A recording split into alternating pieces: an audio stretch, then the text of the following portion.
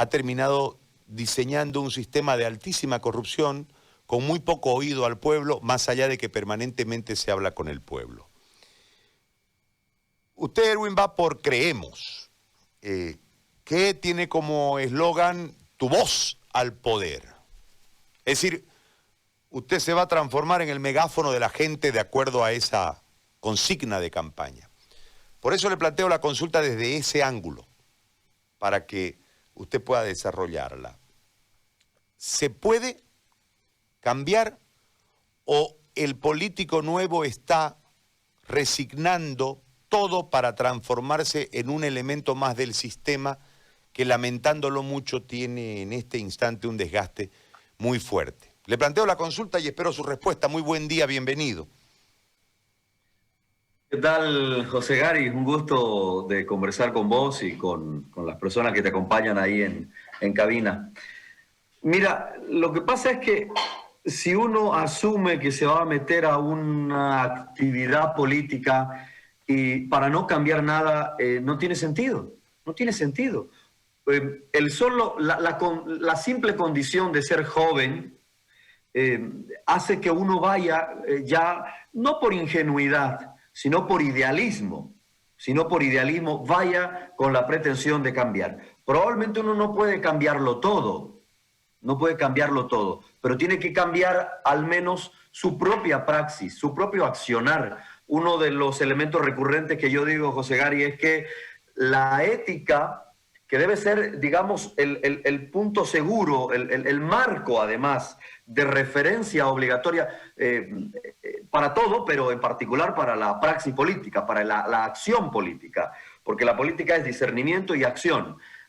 La ética dejó de ser parte de la acción política. Hace mucho, ¿tú te acuerdas la frase del yo le meto nomás? ¿Eso qué es lo que hace de Evo Morales? Eso lo que hace es poner al político con su subjetividad personal aquí. Y la ley, el marco legal, el Estado de Derecho y la propia ética política pareciera que es externa. Y entonces la ética se tiene que acomodar a la praxis del político. Esto no puede ser. La ética tiene que ser el marco de referencia ineludible para la praxis política. Y esto es precisamente un mal. Esto que tú estás diciendo tiene que ver con todo esto, con un cambio que tiene que haber, pero que tiene que ser además generacional. ¿De dónde vienen los políticos, querido José Gary? ¿Vienen de Marte? ¿Vienen de la Luna? No, vienen de una sociedad. Y entonces a veces nosotros queremos pedirle peras al olmo, queremos pedirle al político que sea diferente, cuando quien tiene que cambiar somos todos, la sociedad, porque es tan corrupto el político como el empresario que viene a pedirle favores torcidos al político. ¿Te das cuenta? Somos corruptos todos cuando nos pasamos un semáforo, etcétera, etcétera. Entonces, ¿de dónde viene la corrupción? Viene de la falta de moral de la sociedad, ¿verdad? Por tanto, son problemas profundos. Yo cuando hablo de este tema de la corrupción, yo digo, ok, hay que ponerle una serie de candados a la administración de gobierno. Mayor control social, este es un tema. Otro tema que nos interesa muchísimo a nosotros los comunicadores, Gary, es el tema de los mecanismos para la transparencia del Estado, ¿no? La digitalización del Estado, que el control social sea transparente, etcétera, etcétera, etcétera. Son temas que particularmente me interesan como periodista trabajar muchísimo. Pero además tenemos que darle a esto también una lógica de mediano y largo plazo, porque es en el mediano y largo plazo que tú tienes, a través de la educación, que tú tienes resultados sostenibles. Y claro, cuando un político viene a decirte que la solución es educar, que la solución es ir cambiando los inputs culturales de la sociedad, es raro que venga un político a decirte esto, porque claro, el político solo dice cosas que tienen una consecuencia electoralista. Pero claro, yo no soy político y no voy a venir a decirte, bueno, ahora sí, ¿no? Ahora soy candidato político, pero de momento simplemente soy un candidato. No vengo a decirte cosas que a lo mejor la gente quiere escuchar. Vengo a decirte exactamente lo que pienso y espero mantenerme en esa línea de conducta, aún como autoridad. Entonces, en ese sentido hay que decirle a la gente con total honestidad que la mejor forma de prevención en el feminicidio, en la corrupción y en un montón de problemas que tenemos como sociedad, el mejor método de prevención es la educación y lo va a hacer siempre. Entonces, si queremos cambiar, tenemos que cambiar como sociedad y eso requiere una visión desde el punto de vista educativo y por supuesto con una opción de mediano o largo plazo. Pero eso no implica, y ahí se equivoca el político, se equivoca terriblemente, no implica pensar en un futuro lejano, ¿sabes? En 10 años nosotros podemos tener resultados. En 10 años, Gary, podemos cambiar una generación. Gary, a tu hijo, mi hijo Santiago tiene en este momento 4 años. En 10 años podemos tener resultados diferentes ya de una generación que podemos darle una óptica diferente de ver la sociedad. Ahora, Erwin, yo observo, ¿no? Hace bastante tiempo que observo y opino, pero me llama la atención dos factores en este tema. Es decir, lo aspiracional desde el punto de vista de lograr un espacio dentro del aparato político para, desde el poder, conducir en relación a la propuesta en algún momento y después el ejercicio, ¿no? El ejercicio determina lo que vos acabás de señalar en este momento. Esa lógica de si me voy a meter por meterme, ¿para qué me meto, no? Hay que transformar. Pero es como que el aparato es demasiado voraz, el aparato, y termina gente que uno conoció con todos estos ideales y demás, como enrumbada, alineada y fanática de la defensa a ultranza de un aparato altamente corrupto y altamente corruptor. Desde esa perspectiva, desde lo práctico, ¿cómo se cambia habida cuenta de que en este momento, producto de la corrupción, más allá de los malos manejos y todo lo que ha ocurrido en los 14 años y en el resto de la historia, hemos visto que un hecho de corrupción le cuesta la vida a un individuo, porque por ese hecho de corrupción no hay plata para un hospital, no hay plata para una cama, no hay plata para un médico, porque alguien se sustrae la plata, alguien se la roba la plata. Van todos a los aparatos de construcción de carreteras, etcétera, porque ahí hay un aparato corruptor. El pobre constructor no puede trabajar si no cede a la corrupción. O sea, el sistema es muy complejo. Desde ese lado, ¿cómo en lo práctico? Porque la última parte de tu vida profesional estuvo vinculada a la iglesia, lo que entiendo genera una sensación de un temor a Dios por las acciones, porque hay alguien que todo lo ve, que no tiene que ver con la imagen pública, sino con el tema conciencial individual. ¿Cómo se transforma esto en ustedes? ¿Cómo ustedes pueden ser conductores de... Había un eslogan de Transredes que ya no hay. Es conductores de esa energía para transformar. Desde la posición que si la gente quiere, ustedes van a tener y van a ostentar como padres de la patria, como diputado en este caso. ¿Cómo se transforma desde la práctica? De dos maneras, Gary. Y antes quisiera decir que esto que tú dices es fundamental, porque si hay algo que me trajo a la política es mi conciencia.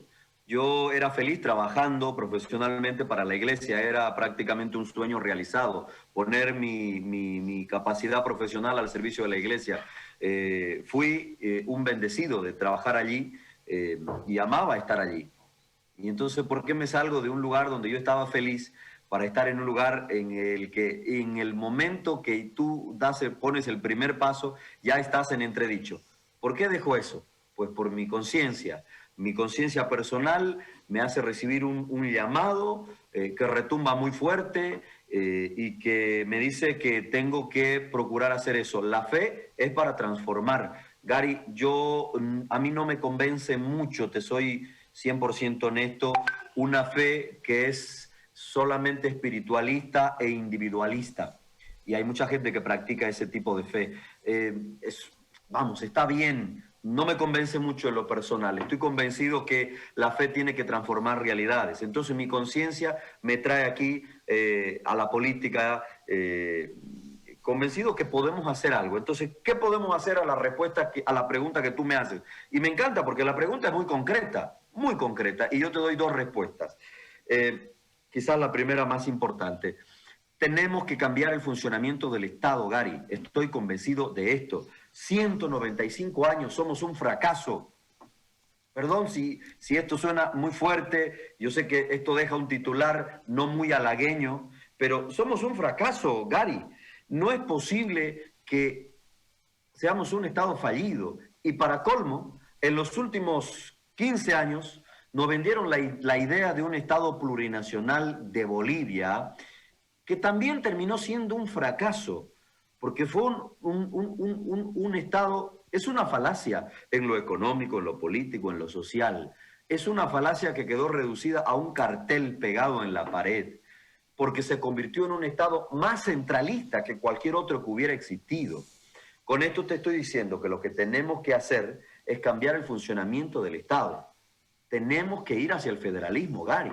No podemos repetir el fracaso de las autonomías, de un Rubén Costas, de una estructura política demócratas que se rindió, que se cansó y que terminó vendiendo la lucha de un pueblo. Ese fracaso no lo podemos volver a repetir. Mira tú, un Estado centralista que cuando Evo Morales se fue, el 2019, manejaba el 91% de los recursos. El Poder Ejecutivo manejaba el 91% de los recursos del Estado.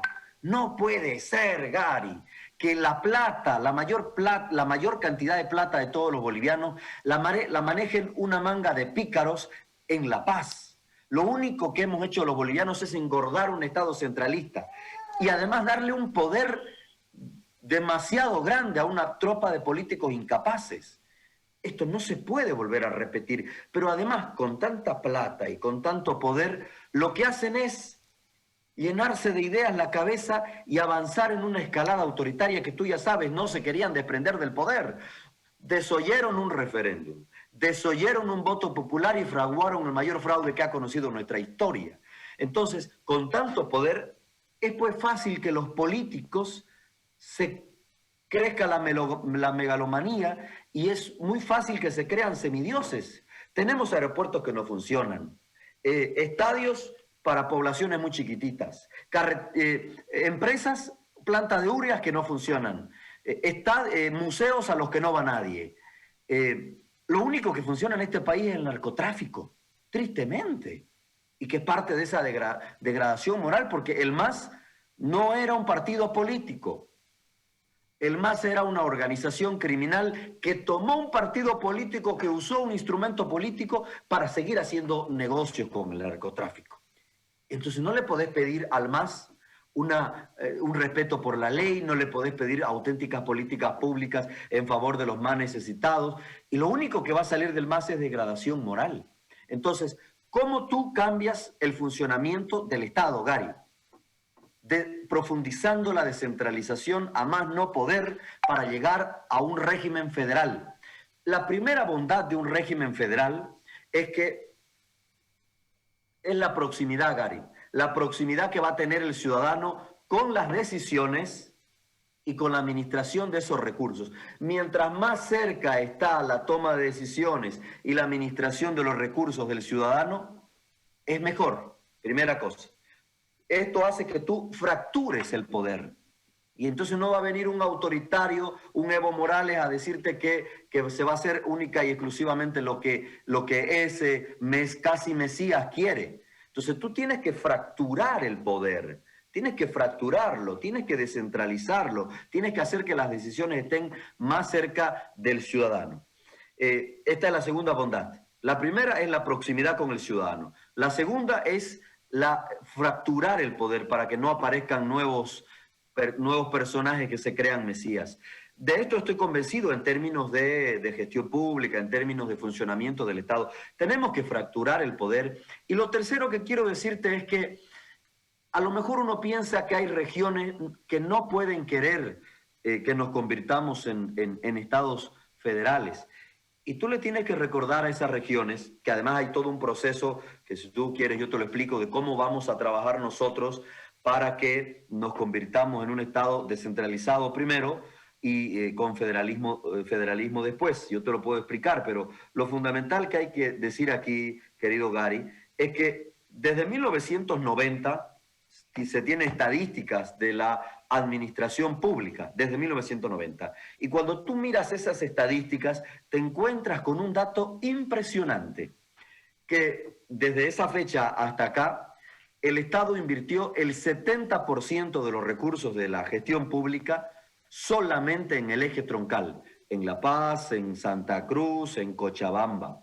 Entonces, ¿cómo puede venir Potosí a decir que no quiere federalismo porque se va a sentir abandonado o como región se va a sentir abandonado del Estado? Si el Estado nunca le dio nada.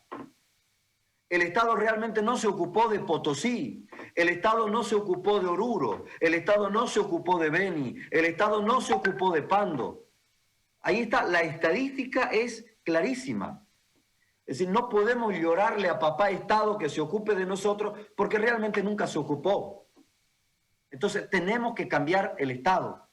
Ya son demasiados años de nuestra vida republicana que nos han llevado a un fracaso sistemático y por último el MAS nos vendió la falacia del Estado plurinacional. Entonces tenemos que cambiar el funcionamiento del Estado. Soy un convencido de esto y esta es nada más una de las cosas en las que pretendo, además de manera primordial, invertir la energía porque, a ver, creo, humildemente lo digo, creo que si voy a entrar a política, tiene que ser para trabajar en cosas sustanciales, en elementos que vayan a generar este cambio que de verdad necesitamos.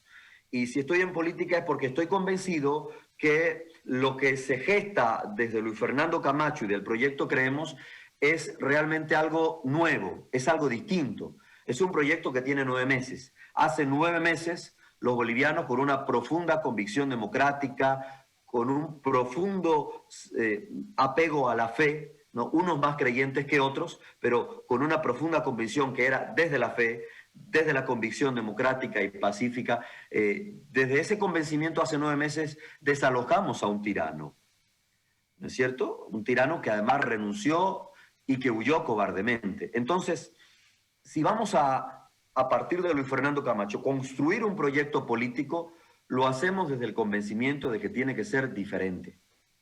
Y entonces hemos hablado, estamos convencidos y tenemos la fe de que el pueblo va a apoyar un proyecto que es distinto, un proyecto que quiere cambiar las bases, como dice Luis Fernando Camacho. Yo les pido, préstenme el voto 5 años y les voy a devolver un país diferente, un país descentralizado y un país sin masistas, dice Luis Fernando. De acuerdo, tenemos que generar un proyecto distinto y en eso lo estamos apoyando a Luis Fernando, para que generemos un proyecto distinto, un proyecto cualitativamente hablando diferente, porque todos los adversarios de Luis Fernando Camacho a la presidencia, todos ya gobernaron, José Gary, todos ya gobernaron. Carlos Mesa gobernó, el MAS ya gobernó, Tuto Quiroga ya gobernó, Yanine Áñez gobernó, poquísimo tiempo, si tú quieres, 9 meses, pero 9 meses bastaron y ya no queremos saber más de este gobierno de Yanine Áñez plagado de corrupción y de incapacidad. Entonces, todos ya gobernaron, ya sabemos lo que pueden o lo que no pueden hacer. Nosotros estamos convencidos que podemos ser un proyecto distinto. Y eso es lo que estamos construyendo, un proyecto distinto, un proyecto que está comunicando su propuesta, un proyecto que recibe el apoyo de la gente, eso es evidente. Y estamos para cambiar Bolivia, querido José Gary. Y como dice mi eslogan personal de campaña, estamos convencidos que hay un camino para cambiar Bolivia. Creer es el camino. Creer que podemos hacerlo, Ervin, José. yo te hago una consulta porque sí, ustedes tienen una propuesta para cambiar Bolivia, pero otra cosa es con la cacha. Es mucha cachanga la del Estado, en la administración como se encuentra, y cuando uno señala afanes de descentralización es sacarle plata a esa cacha y hacer que otros existan. Vos hacías una explicación en relación de lo histórico desde 1990, el 70% de la inversión en el eje troncal. Si hay una nueva administración, un nuevo modelo de Estado, se va a distribuir la plata. Y obviamente al gobernante le va a quedar menos plata para hacer política, no estoy hablando del tema de corrupción, para desarrollarse políticamente, que eso también tiene un trasfondo. ¿Qué garantiza que Camacho con la cacha no se tiente y deje esto en discurso y el Estado siga como está? Gracias, Gary, por la pregunta. A ver, el proyecto que estamos construyendo con Luis Fernando Camacho tiene muy claro que tenemos que cambiar el funcionamiento del Estado. Vamos a llamar a una asamblea constituyente, vamos a generar las condiciones para eso, Gary. Una de nuestras propuestas, y eso me parece que es suficiente respuesta, una de nuestras propuestas es eliminar la reelección, ¿de acuerdo? De manera que si Luis Fernando Camacho es presidente, vamos a eliminar la reelección. Y por tanto, Luis Fernando Camacho no va a volver a ser candidato a presidente, no va a ser un presidente candidato, no va a estar entre la gestión pública y la campaña, solo se va a dedicar a la gestión pública. Y lo mejor que puede hacer alguien que solo se va a dedicar a la gestión pública y que no va a volver a ser candidato o a pretender reelegirse es hacer una magnífica gestión pública. Entonces, este es el primer elemento, de que nosotros estamos yendo al hueso, estamos yendo a lo concreto, estamos yendo a eliminar la reelección. Por tanto, lo mejor que puede hacer Luis Fernando Camacho es ser un buen presidente, hacer lo mejor por las regiones, nada más, transformar Bolivia. Desde este punto y desde el punto de vista de la Asamblea Constituyente, con lo que vamos a generar los cambios que te decía, ahora hay un proceso, ¿no? Hay un proceso. Nosotros vamos a dedicarnos a estabilizar la economía los 2 primeros años. En ese tiempo se va a generar las condiciones para un pacto fiscal. Y el 2023 va a ser un año hito en la gestión de gobierno de Luis Fernando Camacho. Es el año del pacto fiscal, de concretar el pacto fiscal, pero además va a ser el año en el que vamos a poder palpar lo que es la descentralización profunda. ¿Por qué? Porque el 2023 vamos a transferir las competencias y los recursos del sistema de salud, de la gestión de salud y de la gestión en educación. Este proceso también nos tiene que llevar a convertir a los gobiernos subnacionales, hablo de gobernación y de municipios, en verdaderos gobiernos subnacionales, porque hoy por hoy los gobiernos subnacionales simplemente son agencias que ejecutan proyectos, no definen política pública, ¿no? Tú sabes lo mucho que recortaron el estatuto autonómico, o sea, lo dejaron lisiado el estatuto autonómico. Entonces, tenemos que ir convirtiendo a estas gobernaciones y municipios en verdaderos gobiernos subnacionales. Entonces, nada, este es el camino, José Gary. Tenemos que sentar las bases para una verdadera descentralización que tiene que ser profunda y que tiene que llevarnos a sentar las bases para un Estado federal. Erwin, muchísimas gracias por el tiempo y por el diálogo. Ha sido amable, como siempre. Le agradezco mucho. A vos, José Gary, otro saludo a la gente que está en estudio y a la gente que nos escucha. Mira, estamos convencidos de esto. Esto es lo que estamos comunicando, entre otras propuestas, que me gustaría compartir propuestas, digamos, esto es propuesta, lo que he dicho, pero me gustaría a lo mejor entrar en el detalle de otras propuestas y por supuesto agradecido con la invitación y espero que no sea la última. No, por supuesto que no. Va a haber tiempo para conversar. Gracias, Erwin, muy amable. Que Dios te bendiga, Gary, y a la audiencia. Chao. Igualmente. Erwin Bazán, candidato a diputado por Creemos, ha conversado con nosotros en esta mañana. Mensajes muy claros, ¿no? Muy claros. Habla de que llega a esta incursión política más por idealismo que por ingenuidad y con la consigna de cambiar muchas cosas que suenan bastante profundas.